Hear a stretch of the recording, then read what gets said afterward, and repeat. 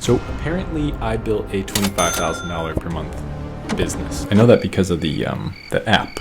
The app told me so. I spent all day yesterday trying to figure out what was the one thing that made this all possible. I feel like usually mics are smaller. I feel like I have a burrito. And I tracked it all the way back to February 1st of 2022 when I verified my business using Helium 10. So today I'm gonna try and teach you how using the blueprint.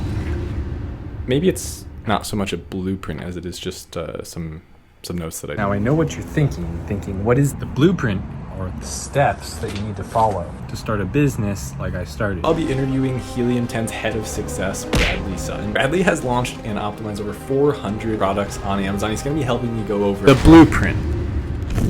Also, I was reading this article and apparently he's a Zumba fitness influencer.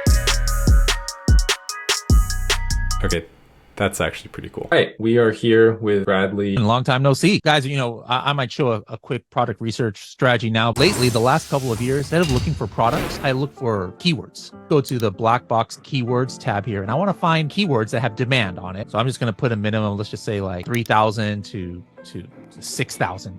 I'm just trying to put a narrow focus here. I want to get some good keywords. There may be between, the average price is like, between $20 and $50. I'm not looking to, do $400 refrigerators. I like to look for things that have more buyer intent. I could do a keyword like bathroom. I guarantee you, not many people are buying when they search the word bathroom. They're just probably trying to like browse. Hey, can you give me some categories maybe that I can throw into here so that we can kind of narrow our focus a little bit? Yeah, maybe some like garden. Okay. Specific stuff. Arts, crafts, and sewing.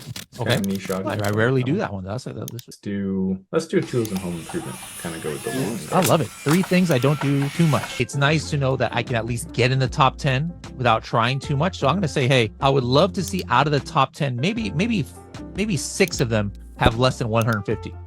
If 4 of them have 10,000 reviews, so be it. But this just at least gives me an indication possible to get in the top 10. It's kind of like that Dumb and Dumber. What's that meme? The Jim Carrey says, "So you're telling me there's a chance?" Yeah!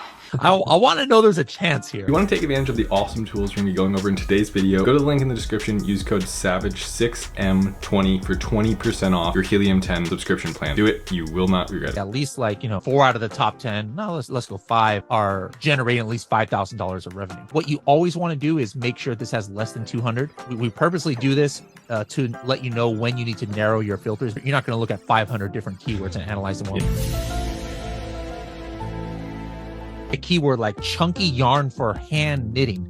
I guarantee you a nice percentage of people who search that keyword are buying something because that is so specific. Right, yeah, it's chunky yarn. I guess like a little bit thicker.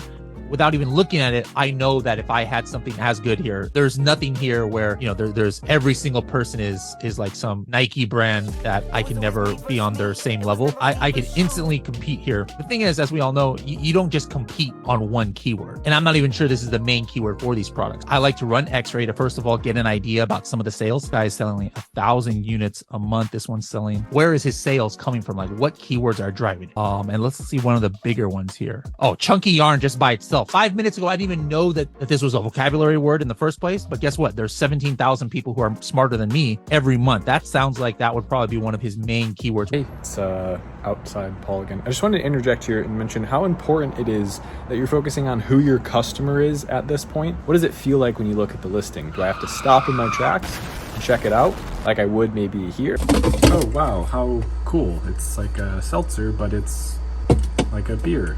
That's different. Or am I just going to do this, where I essentially just private label something that already sells well and hope they buy mine because what? I don't know, maybe it was less expensive. So one thing I do just to get a rough ballpark, at least just to get the ball rolling, I'll hit this find suppliers on Alibaba button and wow, sure enough, right off the bat, who knows, maybe I just found their exact supplier. If we were to get an actual quote, it was around $3. Well, the button I'm going to hit is a profitability calculator. Say I actually got a quote from Alibaba and it was like $3.50. And then let's just say my shipping is about this. Other costs, if we're going to do PPC, I like doing what we call tacos. So right off the bat, I'm going to know, you know what, there's not enough margin here. If this was the actual manufacturing cost. What about you? Like if you see a number like 10%? I actually see that and I see potential opportunity. Maybe what we have on our hands is a seller that has not optimized their package size. Because I know for a Absolutely. fact that yarn could be vacuum sealed, and I could probably make a box that's 5 inches by 4 inches by 3 inches, right? Yeah, let's take a couple inches off here or there. All I'm doing is like taking 1 or 2 inches off. Look at that, guys. I just took 1 or 2 inches off of each side. Nothing major here. I didn't even go all the way down to 4, like you said. If you have a product that you think there's some wiggle room, just by changing a few inches here or there, look at the huge impact on the bottom line you could have. Yeah, well, some of the things that I think are important to do is I'm going to run them through Listing Analyzer in the background. We actually have something where if you were having like writer's block or something where you can actually use ChatGPT inside of Helium 10, I could just hit a couple of buttons and ChatGPT would write the listing. Now, I am not one of those guys who's going to say, use AI for every single thing, hit this button, and then just go ahead and publish.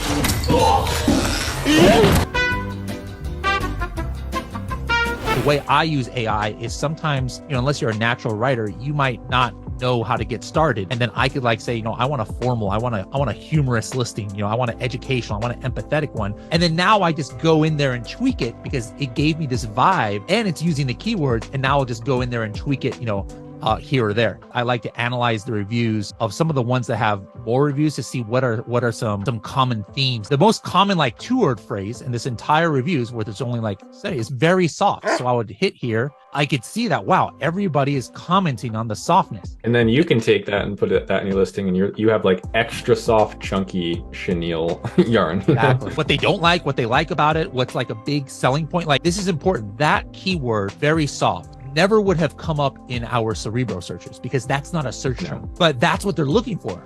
That's like their characteristic is what they're looking soft as a baby's bottom.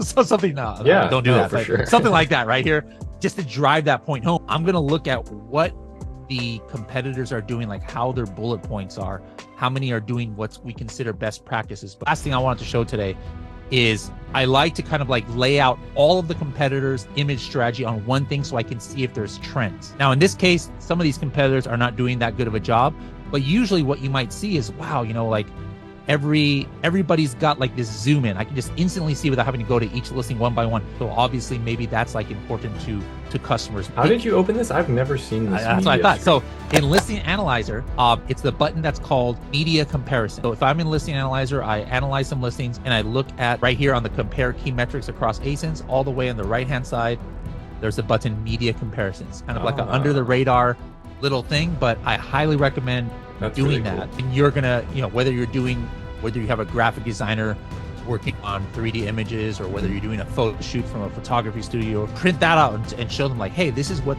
some of the most successful competitors are doing. Let's try and use their same vibe. Hope that was helpful to your audience. There you have it. Be sure to subscribe down below. This video took me so long to edit that I'm actually physically growing a mustache. It doesn't make sense because I would have had to shave this. Thank you so much for watching, and I'll see you in the next one. I'm sorry, I didn't mean to punch you.